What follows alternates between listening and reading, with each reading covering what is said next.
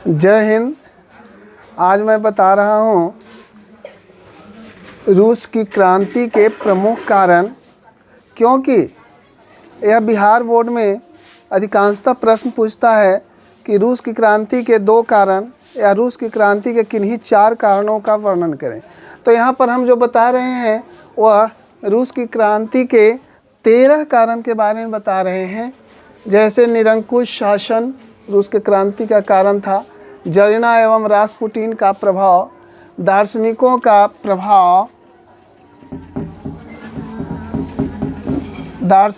प्रभाव, किसानों की दयनीय स्थिति, मजदूरों की खराब स्थिति और उद्योगीकरण की समस्या, मार्क्सवादी विचारधारा का प्रभाव, रूस की राजनीतिक मर्यादा को आघात, निहिलिज्म, खूनी रविवार, रूसीकरण की नीति, राजनीतिक दल का प्रभाव और प्रथम विश्व युद्ध में रूस की पराजय यह तत्कालिक कारण था रूस की क्रांति का। इसके पहले हम बता चुके थे कि रोमनोव वंश के मिखाइल रोमनोव जो है रोमनोव वंश का संस्थापक किए थे। उसके बाद जो है पीटर महान, जार निकोलस प्रथम, अलेक्जेंडर द्वितीय, तृतीय, जार निकोलस द्वितीय, इस तरह से शासक हुए। तो उस समय जार निकोलस द्वितीय शासक थे जो रोमनोव वंश के अंतिम सम्राट थे। तो अब हम चलते हैं, यह भाग 3 है। भाग 2 पहले बता चुके हैं, भाग 2 तक। अब जो है यह भाग 3 है कि रूस की क्रांति के जो है सबसे प्रमुख कारण देखा जाए कि निरंकुश शासन। यहाँ पर जो है शासन जो था वह निरंकुश था, क्योंकि जार निकोलस द्वितीय जो है, जार निकोलस द्वितीय यह फ्रांस के सम्राट थे। हम लोग जानवे करते हैं कि रूस के सम्राट को जार कहा जाता है।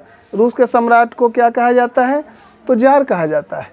तो जार निकोलस द्वितीय जो थे वह रूस के जो है सम्राट थे। और यहाँ देखिए क्रांति, ये जो क्रांति है, क्रांति का मतलब होता है कि पुरानी व्यवस्था को हटाकर नई व्यवस्था लाना ही क्रांति का मुख्य उद्देश्य होता है। तो इस तरह से क्रांति का अर्थ होता है कि पुरानी व्यवस्था को हटाकर नई व्यवस्था को लागू करना ही क्रांति है। अब देखिए कि वहाँ पर चूँकि पुराना व्यवस्था था रूस में और लोग उस पुरानी व्यवस्था से उब चुके थे, और इस कारण से जो है ये लोग नई व्यवस्था लाने के लिए आतुर थे। इसके क्या कारण था?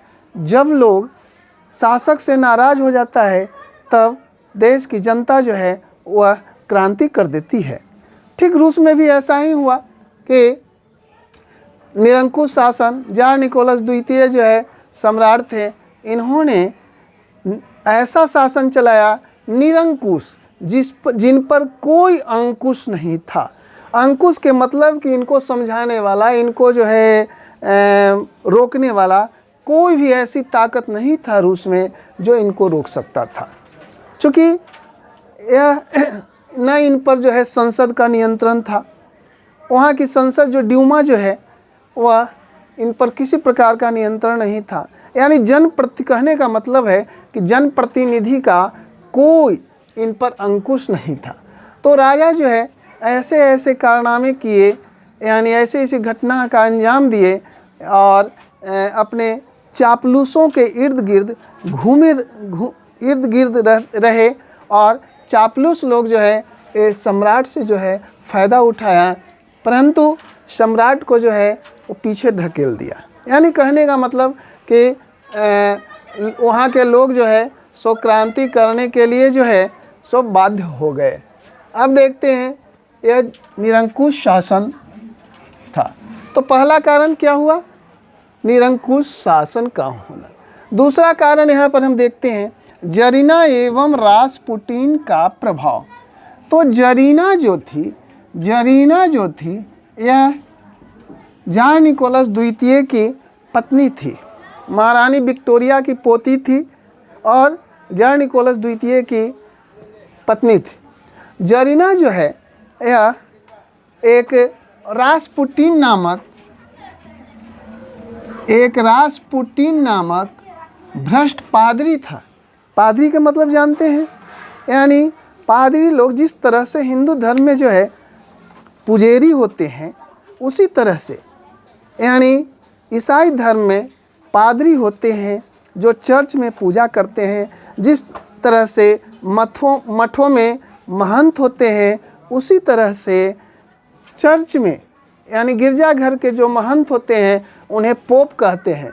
तो पोप और पादरी, यानी रासपुटीन जो थे वह एक पादरी थे जो चर्च में प्रार्थना करते थे, पूजा करते थे। इनका प्रभाव जो है जरीना पर बहुत ज़्यादा था। जरीना जो है रासपुटीन की हर बात को आंख मूंद करके मान लेती थी और जरीना के बात को जो है जार निकोलस द्वितीय आंख मूंद करके भी इनके बात को मान लेते थे। इस तरह से रासपुटीन जो भी चाहता था शासक से करवाना, जो भी कानून लागू करवाना चाहता था, ये सारा कानून जो है जरीना के माध्यम से यह जो है जार निकोलस द्वितीय से करवा लेता था, है ना। जार निकोलस द्वितीय की क्या ज़रूरत, यह जो है जरीना अगर कह दी कि हाँ ये कानून पास कर दीजिए, उस पर मोहर मार दिए, हस्ताक्षर कर दिए, वो कानून बन गया। हम लोग जानते हैं कि कानून कैसे बन जाता है, और जब कानून बन जाता है तो उसका क्या स्थिति होता है ये तो जानते ही हैं कि कानून का पालन सभी को करना पड़ता है। तो इस तरह से ऐसा कानून बनाया जिसके कारण जो है जनता बहुत नाराज़ हो गई, और इस कारण से जो है जरीना एवं रासपुटीन के प्रभाव से जो है रूस की क्रांति हुई। अब देखते हैं दार्शनिकों का प्रभाव।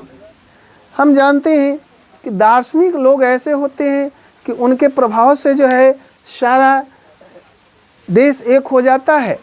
रूस में भी बहुत सारे दार्शनिक थे और बहुत सारे दार्शनिकों से वहाँ लोग जो है प्रभावित हुए थे। जैसे देखा जाए कि दार्शनिकों में टॉल्स्टॉय,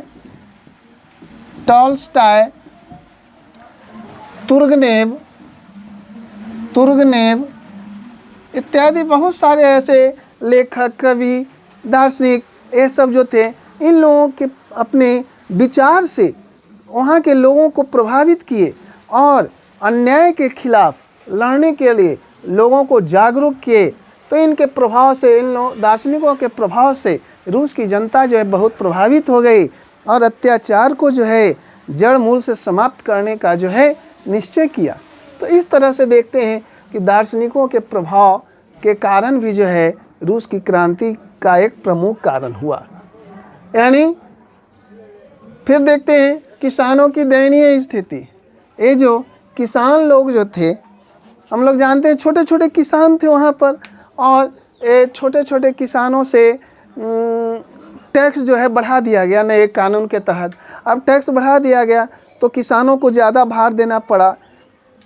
और जानवे करते हैं पहले के समय में अकाल वगैरह इत्यादि बहुत पड़ते रहते थे। अगर अकाल पड़ गया तो किसानों की स्थिति बहुत गंभीर हो जाती थी। स्वयं भोजन करने के लिए तो अनाज होता ही नहीं था, तो यह टैक्स कहाँ से दे सकता था, जबकि राजा का हमेशा टैक्स लगाना, टैक्स बढ़ा देना किसानों पर। तो किसान लोग क्या करते थे, टैक्स वगैरह को पूर्ति करने के लिए जो है वह कर्ज लेते थे, और कर्ज जो लेते थे वह ब्याज पर लेते थे, सूद पर लेते थे। और इन किसानों की जो है सूद इतना अधिक बढ़ जाता था कि जितना का ज़मीन नहीं होता था उतना का इन्हें जो है सूद समेत रुपया वापस लौटाना पड़ता था, और यह ज़मीन बेच करके जो है अपना रुपया लौटाते थे।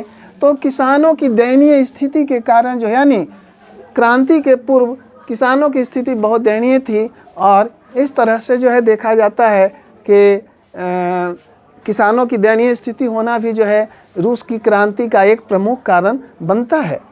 अब देखते हैं मजदूरों की खराब स्थिति। मजदूरों की भी स्थिति जो है बहुत खराब थी। कारखानों में जो मजदूर काम करते थे वह अधिक काम करते थे, और उनको रुपया बहुत कम मिलता था, पैसा बहुत कम मिलता था।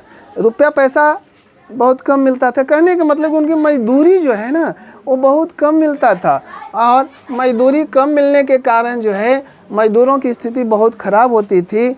वह जो है कपड़ा मिल में काम तो करते थे लेकिन स्वयं के कपड़ा नहीं पहनते थे, जूता चप्पल के कारखानों में काम करते थे लेकिन स्वयं के जूता चप्पल नहीं पहनते थे, क्योंकि इनकी मजदूरी इतनी कम थी कि उतनी कम मजदूरी में न तो अपने बच्चों को इलाज समुचित ढंग से करवा सकते थे और न ही भोजन दे सकते थे, न ही आवास दे सकते थे। तो इस तरह से देखते हैं कि मजदूरों की खराब स्थिति बहुत दयनीय हो गई। लोग वहाँ भूखे भी मरने लगे, बाले बच्चे मिल के सब काम करने लगा, लेकिन 10-10 5-5 को कमाने वाला है फिर भी जो मजदूर लोग जो है वह भूखे मरने लगे। तो इस स्थिति से प्रभावित होकर के जो है देखा जाता है कि मजदूरों की खराब स्थिति जो है यह भी रूस की क्रांति का एक प्रमुख कारण बनता है।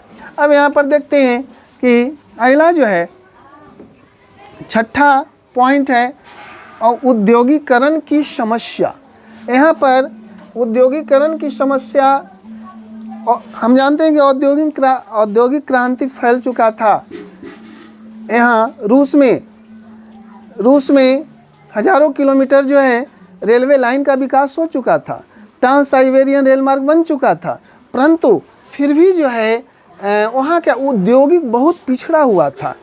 क्यों पिछड़ा हुआ था? इसके वजह था कि राष्ट्रीय जो संपत्ति है, राष्ट्रीय धन की कमी था और राष्ट्रीय आय कम होने के कारण रूस में जो है सारे विदेशी पूंजी पर निर्भर थे, यानी 60% जो है विदेशी पूंजी लगा हुआ था। तो ये विदेशी पूंजी पर निर्भर रहने के कारण जो है वहाँ के उद्योग को जो है उद्योगपति जो है शोषण कर रहे थे। तो इस तरह से शोषण से उब करके और उद्योग में बहुत पिछड़ेपन था रूस, जैसे इंग्लैंड, फ्रांस, अमेरिका, ये सब में बहुत तेज़ी से विकास हुआ उद्योगों का, लेकिन रूस में ऐसा देखने को नहीं मिला, जिसके कारण जो है औद्योगिकरण की समस्या के कारण जो है वहाँ रूस की क्रांति हुई। अब देखते हैं मार्क्सवादी विचारधारा का प्रभाव। रूस की क्रांति के कारणों में यह एक बहुत बड़ा प्रमुख कारण है, क्योंकि कार्ल मार्क्स ने जो है वो अपना जो विचार दिए, उनके अनुयायियों को मार्क्सवादी विचार वाले को कहा जाता है।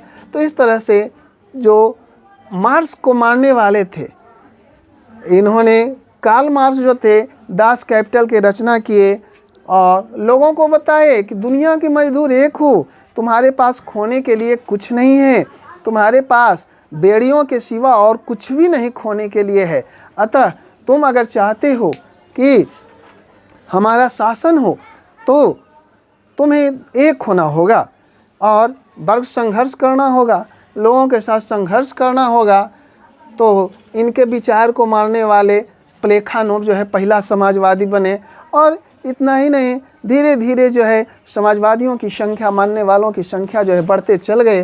तो मार्क्सवादी विचारधारा का प्रभाव के कारण जो है वहाँ के लोग जो हैं, यानी रूस के लोगों ने क्रांति कर दिए। तो हम ये कह सकते हैं आराम से कि मार्क्सवादी विचारधारा का प्रभाव के कारण भी जो है रूस की क्रांति हुई थी। अब देखते हैं कि रूस की राजनीतिक मर्यादा को आघात, यह 8वां पॉइंट है।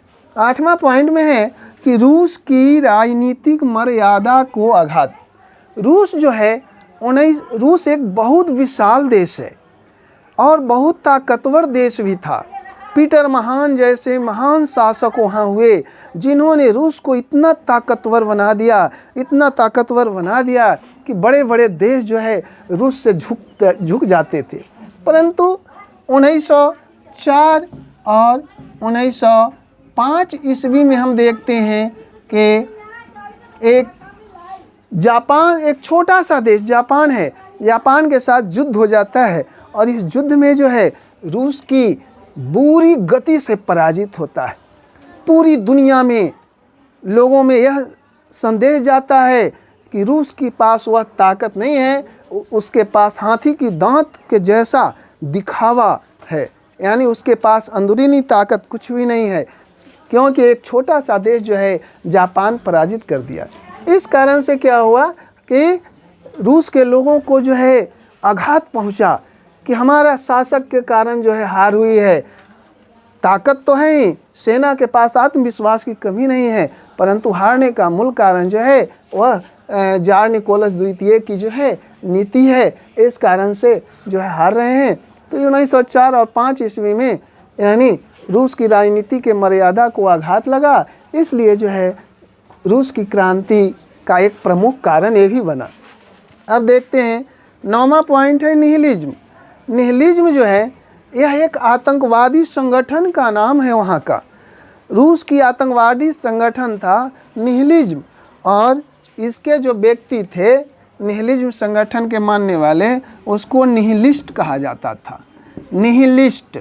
तो ये लोग जो थे इन्होंने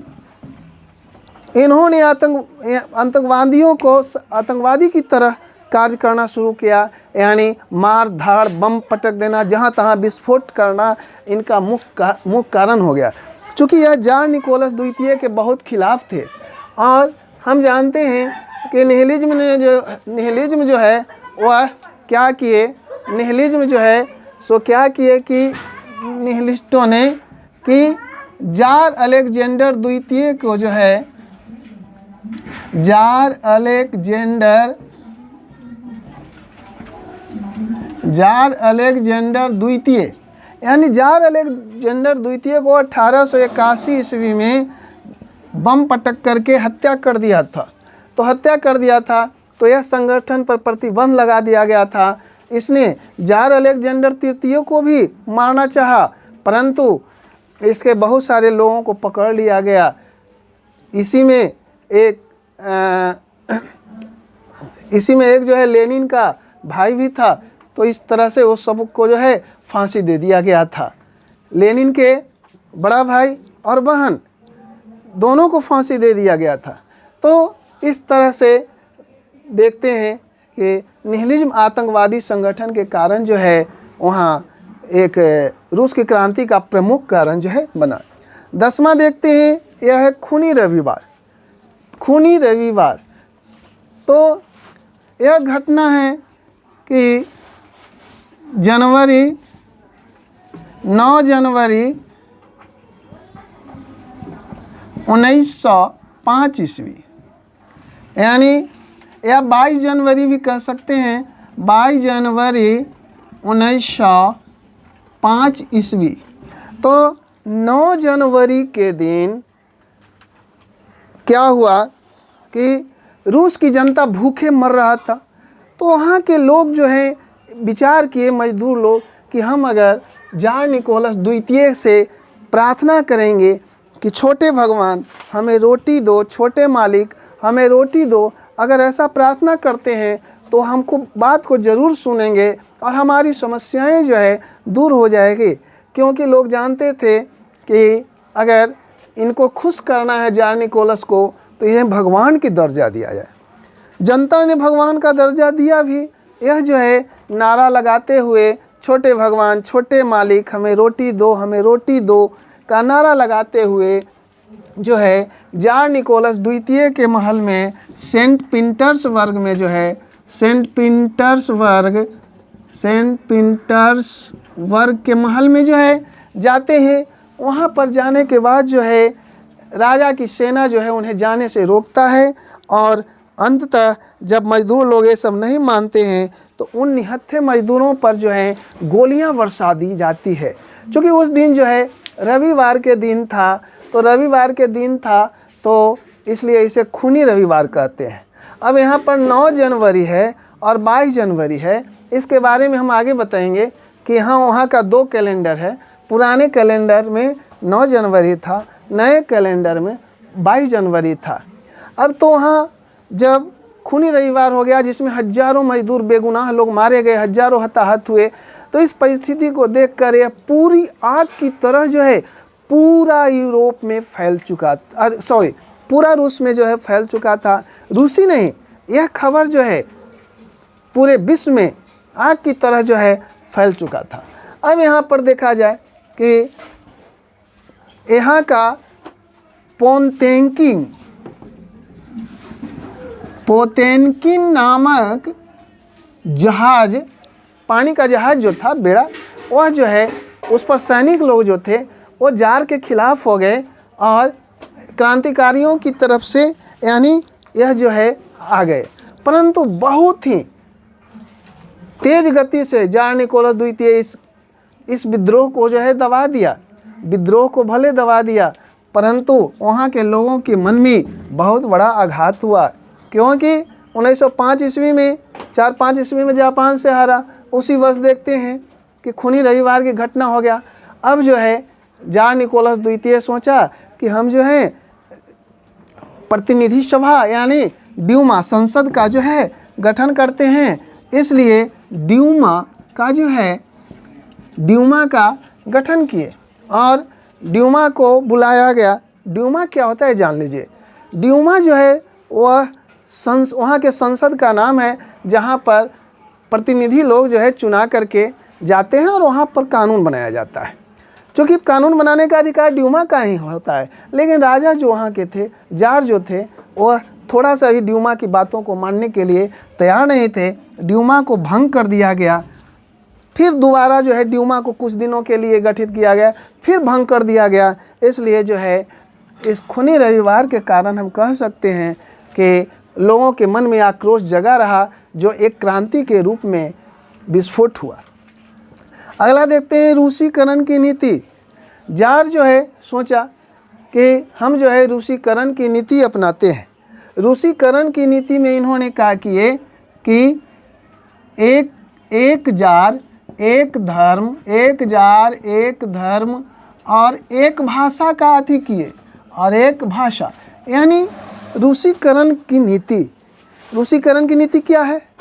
रूसीकरण की नीति कैसे बना उसकी क्रांति का कारण? तो रूसीकरण की नीति में क्या हुआ कि जार जो है एक कानून बना दिया। वह कानून बना दिया कि रूस में जितने भी लोग हैं वो एक ही शासक को मानेंगे, यानी एक ही जार को मानेंगे और एक ही धर्म को मानेंगे और एक ही भाषा को मानेंगे। अगर ऐसा नहीं करते हैं तो उन्हें रूस में रहने का कोई अधिकार नहीं है। क्योंकि वहाँ पर बहुत सारे लोग थे, यहूदी थे और जर्मन थे, बहुत सारे लोग थे। उन लोगों के अल्पसंख्यकों के मन में यह भावना हो गया कि अब हमें रूस में कोई प्रकार की सुरक्षा नहीं मिल पाएगा। उन लोगों को मार के भगाया गया जो एक जार, एक धर्म और एक भाषा को नहीं मानते थे। अल्पसंख्यक लोग जो है नाराज़ हो गए रूसीकरण की नीति से। तो एक चीज़ ध्यान रखिए, राजा का कर्तव्य होता है, चूँकि उसके लिए सभी जाति, धर्म, भाषा के लोग, सभी लोग जो है संतान के समान होते हैं।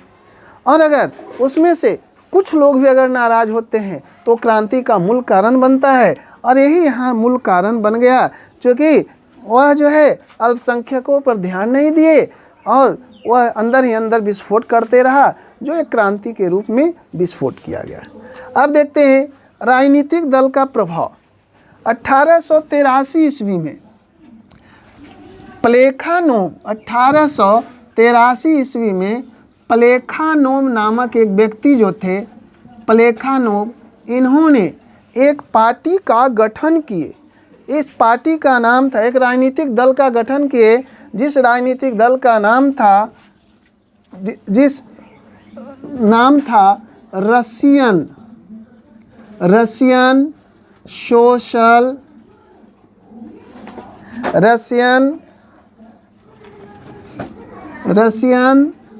सोशल डेमोक्रेटिक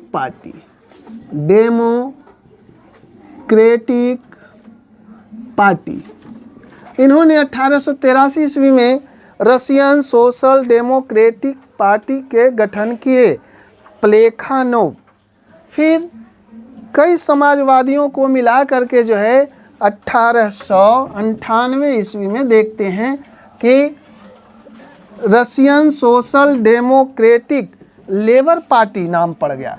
इसी का नाम पड़ गया Russian Social Democratic Labour party. तो इस तरह से यह वहाँ राजनीतिक दल जो है विकास कर रहा था, और राजनीतिक दल के प्रभाव से जो है क्या हुआ कि राजनीतिक दलों के प्रभाव से जो है बहुत सारे लोग इनके आने लगे, इनके इर्द गिर्द आने लगे, राजनीतिक दल में शामिल होने लगे गुप्त रूप से।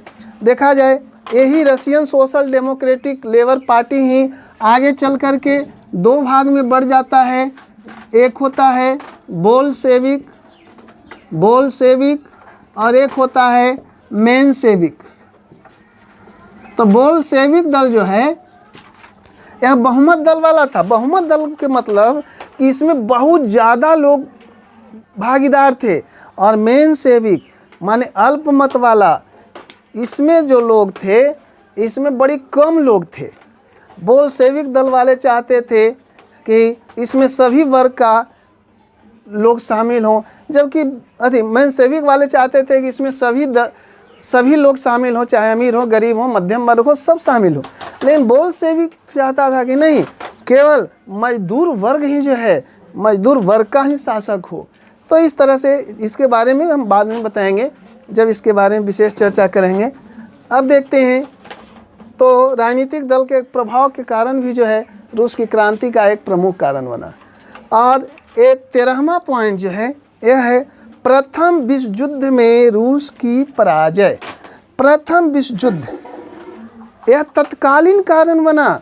क्या हुआ कि 1914 ईस्वी में जार निकोलस द्वितीय ने सोचा कि लोगों को मन आंतरिक गतिविधियों से हटाकर विदेशों की तरफ ले जाएं, और इसने प्रथम विश्व युद्ध में शामिल हो गया। प्रथम विश्व युद्ध में मित्र राष्ट्रों की तरफ से यह शामिल हुआ। 1914, 15, 16, 17 आ गया, यानी लगभग 3 वर्षों से जो है युद्ध चल रहा था। इस युद्ध में लाखों सैनिक जो है रूस की मारे जा चुके थे। जहाँ से भी खबर आता था तो रूस की पराजय की खबर आता था। हर जगह खबर आता था कि रूस की इतनी सैनिक जो है मारे गए। तो इस तरह से बार बार ऐसा खबर आने से जो है रूस की जनता जो है नाराज़ हो गया, क्योंकि रूस की जनता जो है इसका दोष जो है जार निकोलस द्वितीय पर छोड़ा। क्योंकि जार निकोलस द्वितीय केवल जार ही नहीं था, सम्राट ही नहीं था, यह जो है बहुत बड़ा उच्च अधिकारी भी था सेनाओं का। सेना का नियंत्रण जो है खुद कर रहा था, और सेना का देख रेख स्वयं कर रहा था। चूँकि इसके देख रेख में ही ऐसी घटना हुआ, एक तो सम्राट भी था, दूसरा अधिकारी भी था बहुत बड़ा। तो जब रूस की पराजय होने लगा प्रथम विश्व युद्ध में, तो मित्र राष्ट्र एक तरफ यानी रूस, अमेरिका और फ्रांस, इंग्लैंड, ये सब शामिल थे, जबकि दूसरी तरफ जो है देखा जाए, हालांकि दूसरी तरफ जो है जर्मनी, ऑस्ट्रिया, ये सब था।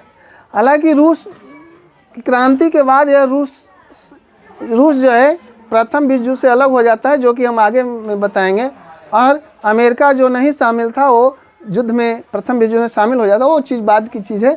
तो यहाँ समझिए कि यही जो है यह तत्कालिक कारण बना कि रूस की क्रांति का। अब यहाँ पर देखा जाए कि चारों तरफ हाहाकार मच गया। एक तो युद्ध में जो है लड़ाई चल रहा था, सारे रूस पराजय हो रहा था, रूस की जनता भूखे मर रही थी, इस तरह से लूटपाट होने लगा। जार जो है गोली चलाने का आदेश देता है, परंतु सेना लोग जो है नाराज था ही, गोली नहीं चलाता है। अब इसके आगे की बात जो है कि क्रांति का आरंभ कैसे होता है, इसका जो है भाग 4 में आप लोगों को बताया जाएगा।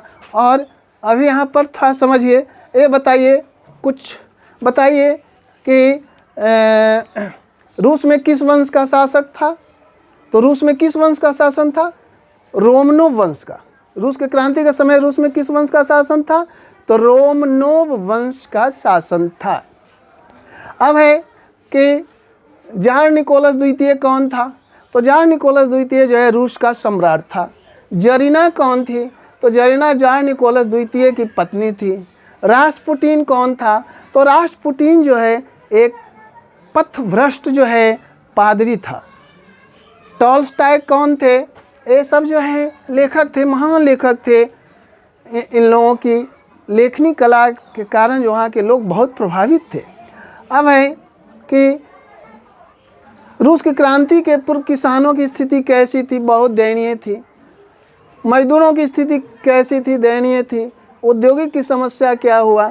खूनी रविवार कब घटना कब हुआ था? तो 9 जनवरी 1905 या 22 जनवरी 1905 को भी कह सकते हैं। अब बताइए कि रूस में कितने कैलेंडर हैं? रूस में कितने कैलेंडर हैं? तो रूस में 2 कैलेंडर हैं। कौन कौन? ग्रेगोरियन कैलेंडर और जूलियस कैलेंडर। नया कैलेंडर कौन है? तो ग्रेगोरियन कैलेंडर। पुराना कैलेंडर कौन है? तो जूलियस कैलेंडर। ड्यूमा, ड्यूमा का क्या अर्थ है? तो ड्यूमा जो है रूस की संसद को ड्यूमा कहा जाता है। संसद क्या है? यानी कानून बनाने वाली संस्था। ड्यूमा जो है रूस की संसद है। पोतेनकिन क्या था? तो पोतेनकिन जहाज का नाम था जिस पर जितने भी सैनिक थे वो खूनी रविवार के बाद जो है जार के खिलाफ हो गए थे, विद्रोह कर दिए थे, परंतु उनको दबा दिया गया था। अब देखिए प्लेखानोव कौन थे? तो प्लेखानोव रूस के पहला समाजवादी थे जिन्होंने एक पार्टी का गठन किया था, रशियन सोशल डेमोक्रेटिक पार्टी।